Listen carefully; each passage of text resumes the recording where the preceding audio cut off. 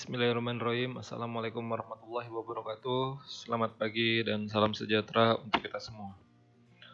Saya doakan semoga kita selalu sehat dan fit dalam menjalankan aktivitas.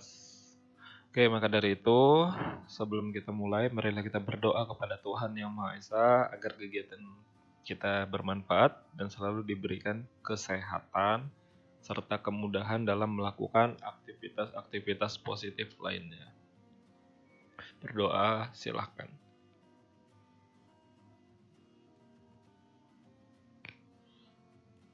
Ya, oke. Video yang saya buat ini terkait dengan mata kuliah Fisika 2 untuk jurusan Teknik Mesin semester 2 Universitas Borneo Tarakan. Materi mengenai muatan listrik dan medan listrik. Oke, sebenarnya untuk kelas Fisika untuk kelas A1 2019 sudah saya sampaikan materi ini di pertemuan hari Senin kemarin. Sedangkan untuk kelas A2 yang harusnya kita bertemu tatap muka di kelas pada hari Rabu berkenaan dengan instruksi dari pihak kampus untuk melakukan perkuliahan di rumah masing-masing. Maka dari itu saya membuat video ini untuk memudahkan proses pembelajaran untuk pertemuan yang ketiga. Namun tidak menutup kemungkinan bagi kelas A1 yang ingin membuka video dan mereview ulang materi yang sudah dipelajari, dipersilahkan. Ya, seperti saya sampaikan, ini pertemuan ketiga tentang muatan listrik dan medan listrik. Materi ini termasuk tentang kategori listrik statis, di mana listrik statis adalah muatan-muatan listrik yang tidak mengalir. Kemarin, pertemuan sebelumnya kita sudah membahas sedikit tentang ada listrik dinamis dan ada listrik statis. Dan kalian sudah mulai memahami bahwa listrik dinamis itu adalah elektron-elektron yang mengalir. Sedangkan listrik statis adalah muatan-muatan listrik yang tidak mengalir, yang biasanya tersimpan pada wadah-wadah tertentu. Ya, seperti yang dicontohkan adalah batu baterai maupun aki dan banyak lainnya. Tujuan pembelajaran ini untuk pertemuan sebelumnya kita mereview sedikit ya tentang bagaimana menyebutkan konsep dasar muatan listrik statis. Ini yang tentang muatan-muatan dari atom. Ya, atom itu ada muatan positif atau muatan negatif. Atau kita biasa menyebut dengan ion positif atau ion negatif. Itu terkait dengan keberadaan elektron. Jadi sebenarnya ketika kita ngomongin tentang elektron dari sebuah atom, biasanya atom terdiri dari elektron dan inti atom. Elektron itu bermuatan negatif, sedangkan inti atom terdiri dari proton dan neutron, di mana proton bermuatan positif dan neutron bermuatan netral. Minggu lalu sudah saya jelaskan. Nah, terkait dengan elektron tadi, elektron itu bisa berpindah-pindah, ya, bisa berpindah-pindah dari atom satu ke atom lainnya, sehingga ada yang istilah kelebihan elektron maupun kekurangan elektron. Nanti kita review sedikit. Nah, ketika kelebihan dan kekurangan elektron, maka akan timbul muatan-muatan, baik itu positif maupun negatif. Muatan-muatan tadi berinteraksi dengan hukum Coulomb, kita juga sudah jelaskan. Terkait pertemuan hari ini, kita akan menambah mengenai konsep dasar medan listrik dan bagaimana cara menghitungnya. Jadi target pertemuan untuk muatan listrik dan medan listrik ada 4 ini. Yang tentu saja ini adalah menjadi kisi-kisi baik untuk kuis dan untuk ujian UTS nanti, ujian tengah semester. Oke, kita review sedikit tentang konsep dasar muatan listrik yang barusan sudah saya sampaikan juga. Nah, atom terdiri dari elektron yang mengelilingi inti.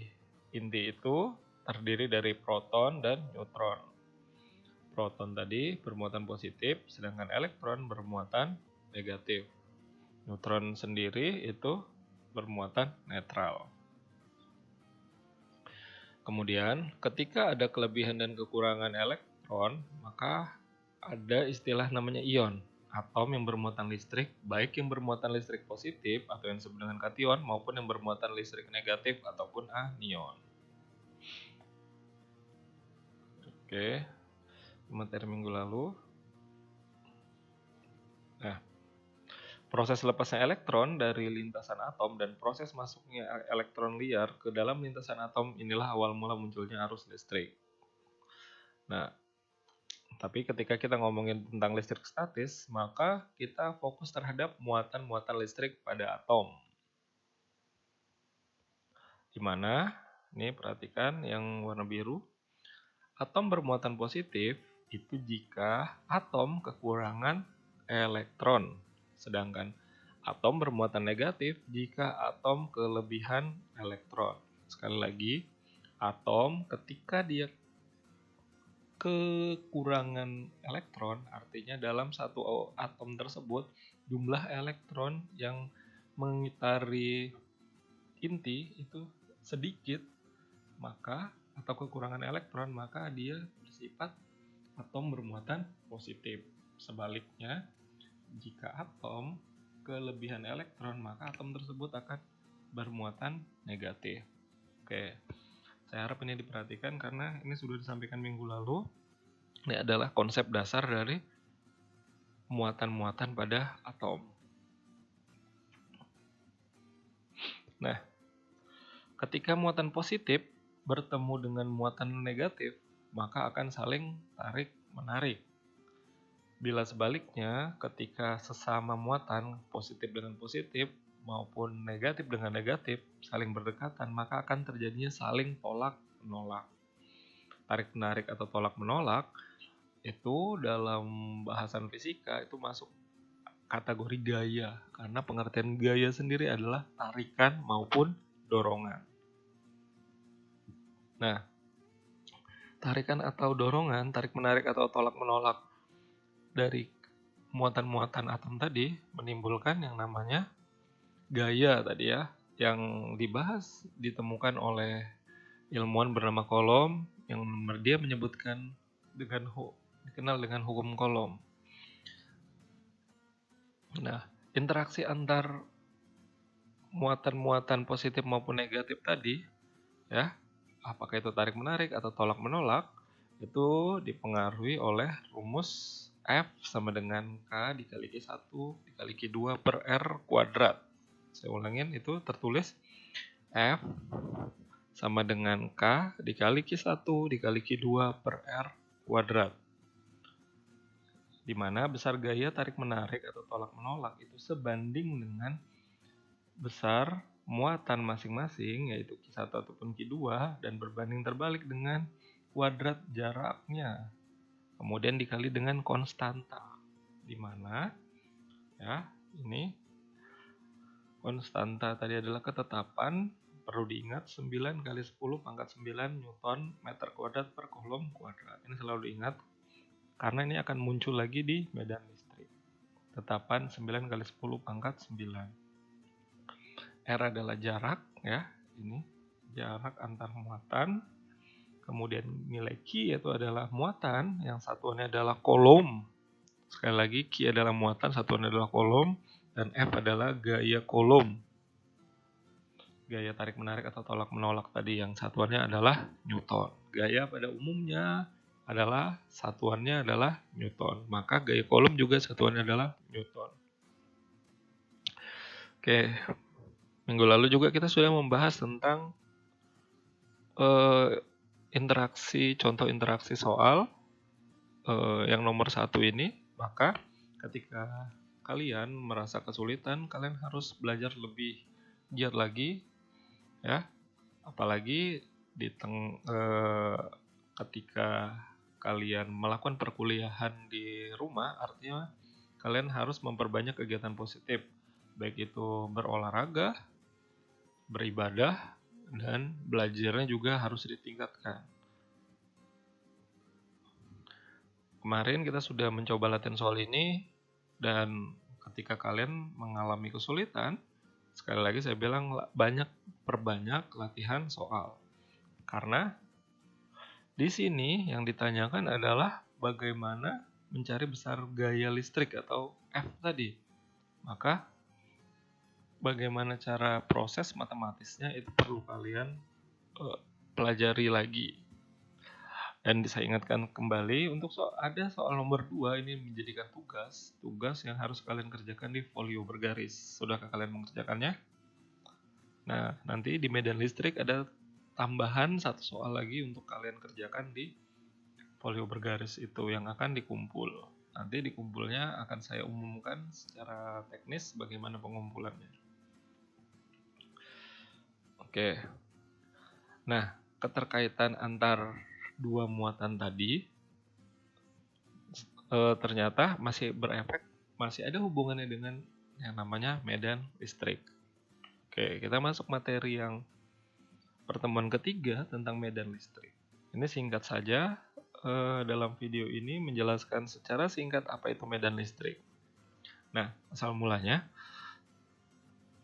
pada proses tarik-menarik atau tolak-menolak tadi, kemudian diteliti lebih lanjut, ada benda uji Q. Benda uji bermuatan listrik Q diletakkan di dekat benda bermuatan listrik Q besar. Oke, kalau ilustrasinya seperti ini. Jadi, ada muatan listrik Q yang kecil bermuatan positif, kemudian didekatkan pada sebuah muatan listrik Q besar, ya, sama-sama bermuatan positif. Artinya ketika berdekat, mereka akan saling tolak-menolak. Jika benda uji Q tersebut mendapat gaya dari muatan Q besar, ya, Q kecil mendapatkan muatan dari Q besar, maka tempat di mana benda uji Q yang kecil berada adalah dalam pengaruh medan listrik benda bermuatan Q yang besar. Sehingga terjadinya tolak-menolak. Di situ tadi ternyata pengaruhnya semakin jauh letak benda uji dari benda bermuatan Q yang besar, maka gaya pengaruhnya semakin kecil sehingga kuat medan listriknya juga semakin kecil. Nah, jadi ketika didekatkan, maka gaya dorongnya akan semakin besar. Tapi ketika berjauhan, gaya dorongnya juga semakin kecil. Ternyata itu adalah pengaruh dari medan listrik. Benda bermuatan listrik Q besar ini, ketika diletakkan benda uji bermuatan Q yang kecil berjarak R, maka kuat medan listrik di titik benda uji yang Q ini dapat pengaruh dari Q yang besar adalah gaya listrik yang ditimbulkan oleh benda Q yang besar ini, kemudian yang mempengaruhi muatan yang Q kecil ini. Sehingga dapat disimpulkan bahwa medan listrik itu sama dengan gaya yang terjadi, gaya tolak-menolak atau tarik-menarik yang terjadi dibagi dengan muatan yang mengalami medan listrik tersebut. Ketika medan listriknya, berarti ini sebenarnya yang besar ini mempengaruhi yang kecil ini, Q. Maka gayanya dibagi dengan muatan ini. Dan kita substitusikan rumus hukum kolom tadi, F sama dengan K dikali Q1 dikali Q2 per R kuadrat. Maka Q-nya di sini adalah Q1-nya di sini adalah Q besar dan Q2-nya adalah Q kecil. Maka tulisnya seperti ini. Oke, sama dengan K Q besar dikali Q kecil dibagi R kuadrat dikali dengan Q. Maka sebenarnya kan tinggal dicoret-coret, tinggal Q dibagi Q sama dengan 1. Maka sisa rumusnya adalah E medan listrik sama dengan K dikali Q besar dibagi R kuadrat. Nah, sama seperti yang sebelumnya, R di sini adalah jarak dari benda, dari muatan satu ke muatan lainnya. Kemudian Q besar ini adalah muatan benda, yang satuannya adalah kolom. Kemudian ada nilai K sama seperti yang saya sampaikan di hukum kolom, yang nilainya adalah 9 kali 10 pangkat 9 Newton meter kuadrat per kolom kuadrat. Sedangkan E adalah medan listrik, yang satuannya adalah Newton per kolom. Jadi medan listrik itu menunjukkan bahwa berapa gaya yang terjadi per satuan kolomnya. Jadi Newton per kolom. Nah, ini jadi kita sudah ada dua rumus untuk hukum kolom, ya, mirip-mirip. Yang hukum kolom F sama dengan K dikali Q1 dikali Q2 per R kuadrat. Sedangkan medan listrik E sama dengan K dikali Q per R kuadrat. Oke, kita masuk ke sesi terakhir sebenarnya, sesi tentang latihan soal. Kalau kalian ingat, biasanya saya di kelas satu soal itu bisa mengambil waktu hingga 1 jam.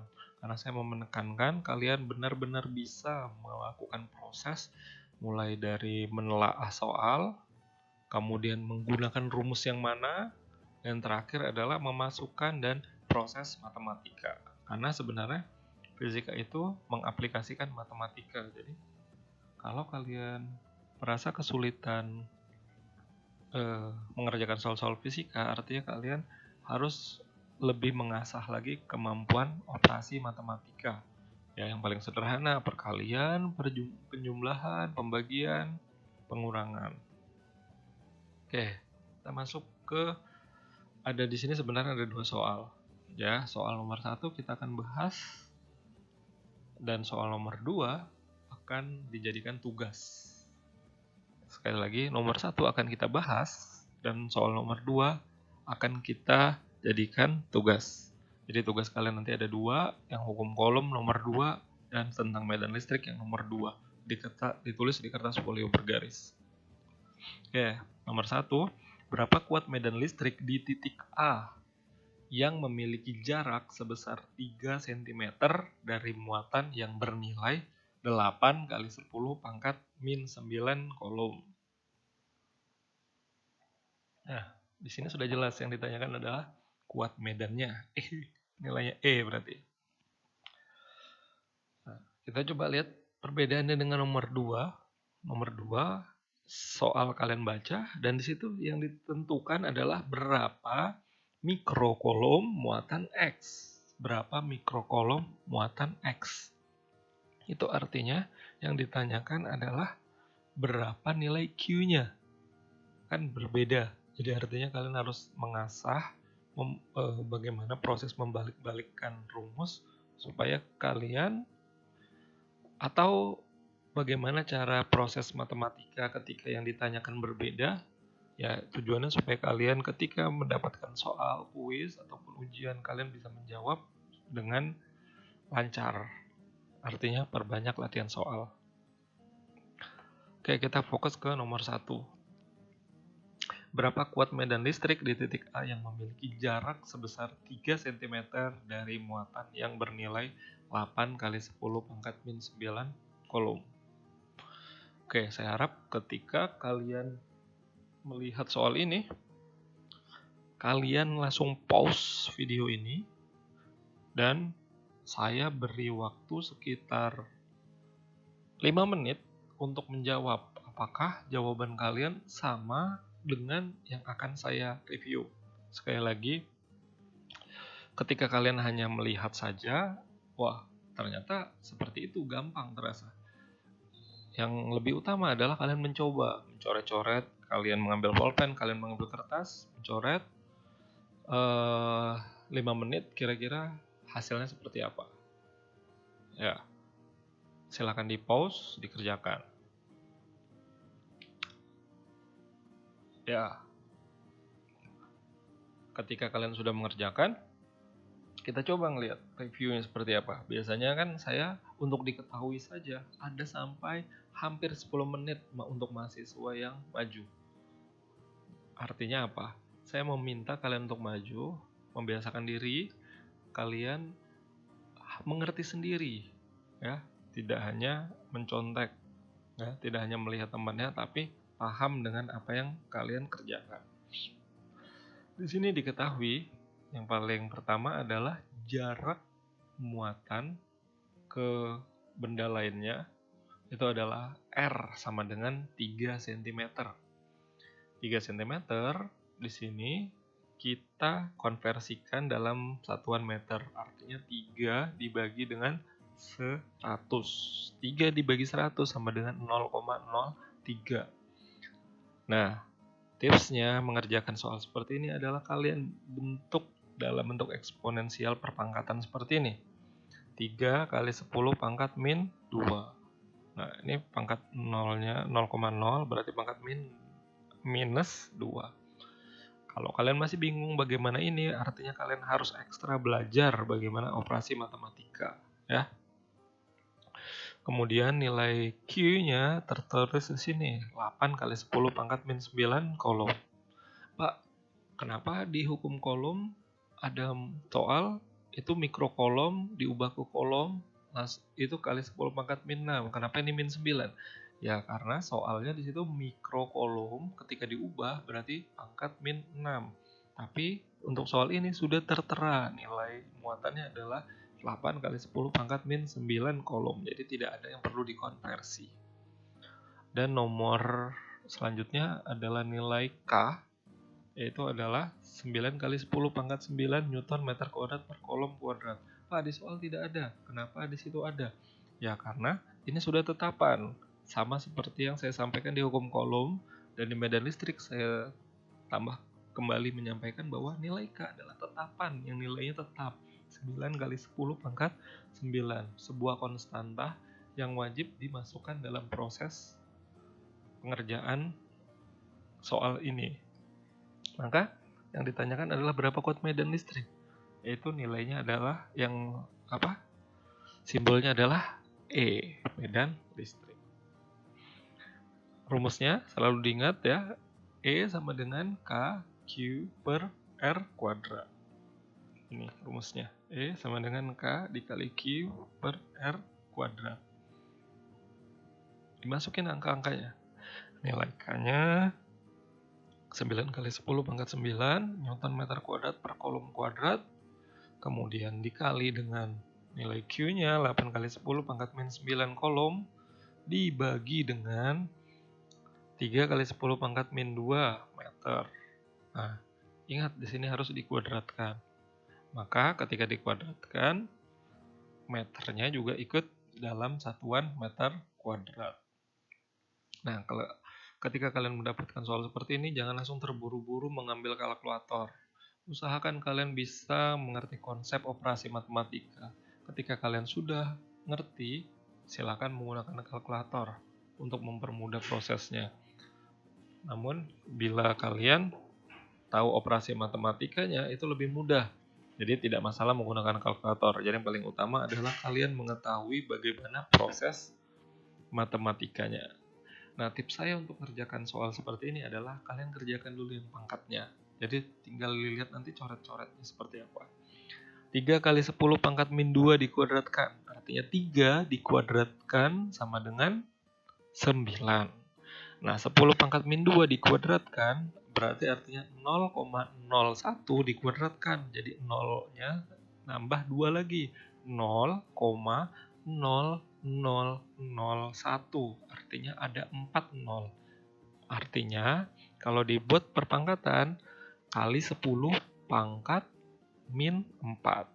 Nah, tipsnya adalah sebenarnya pangkatnya ini pangkat min 2 dikali langsung dengan 2. Jadi 3 kali 10 pangkat min 2, 3 dikuadratkan sama dengan 9, dan 10 min 2 dikali dengan 2 sama dengan min 4.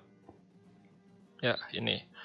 Jadi hasilnya adalah 9 kali 10 pangkat min 4.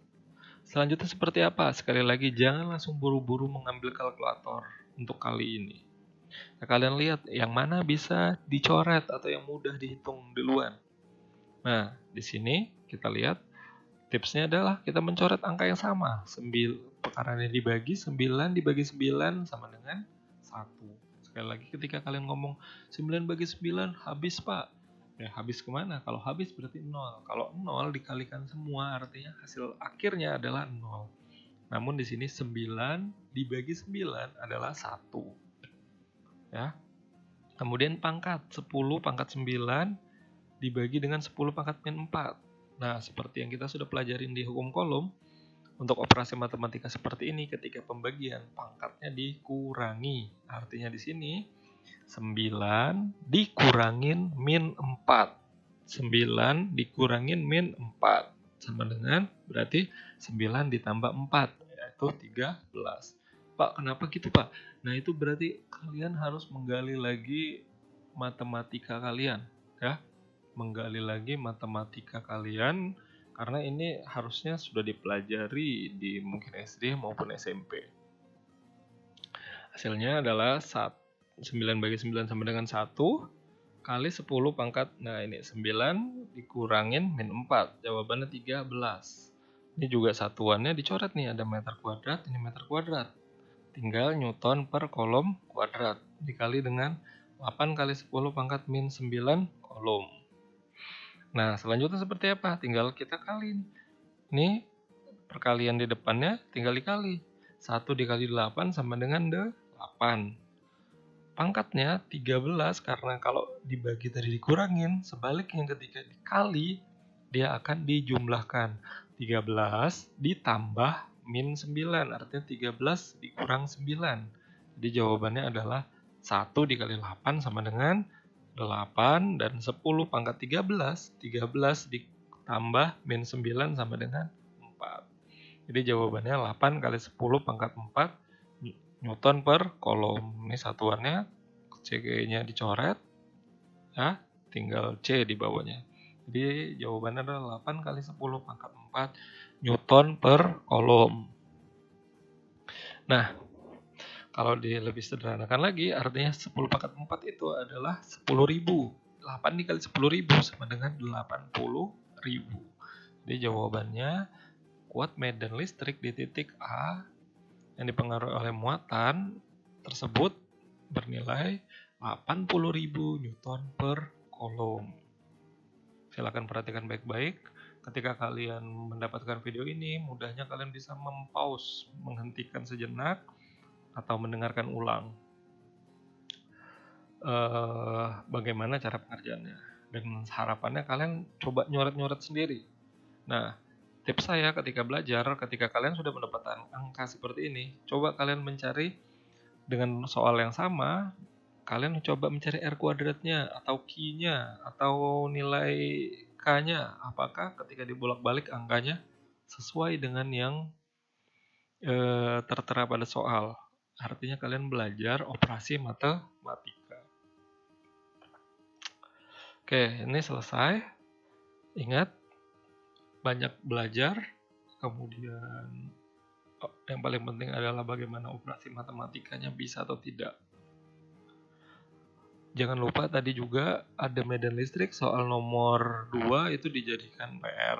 Ini soal nomor 2. Materi untuk medan listrik sudah selesai. Untuk pertemuan 3, ini biasanya kan kita dalam prosesnya 1 jam. Hampir 1 jam untuk membahas soal saja, untuk satu soal. Nah, di sini karena di video ini saya sudah menyediakan proses pengerjaannya, jadi lebih singkat. Jadi materi kita muatan listrik dan medan listrik selesai. Pertemuan selanjutnya adalah tentang potensial listrik. Harapannya kalian belajar. Nanti mungkin saya akan infokan bagaimana teknis untuk pertemuan yang keempat untuk kelas A1 maupun A2. Apakah video seperti ini ataupun ada teknis lainnya akan saya umumkan di grup WA. Namun jika ada pertanyaan terkait dengan materi yang saya sampaikan atau ada yang mau bertanya, silakan langsung aja ditanyakan di grup yang kita buat atau bisa men-DM saya. Atau kalian sebaiknya bisa bertanya di grup. Jadi ketika ada bertanya dan saya menjawab, semua juga bisa mengerti apa yang ditanyakan dan apa yang saya coba jawabkan. Kita sifatnya diskusi, bisa menjawab, saling tanya jawab di grup WA. Oke, cukup di sini saja. Ini sebenarnya jujur video pertama tentang pembelajaran saya. Jika banyak kekurangan, saya mohon maaf. Semoga kalian selalu sehat. Yang saya ingatkan adalah selalu melakukan aktivitas-aktivitas positif, mulai dari berolahraga, ibadah, dan jangan lupa belajar. Oke, kita akhiri. Assalamualaikum warahmatullahi wabarakatuh. Selamat pagi dan salam sejahtera untuk kita semua.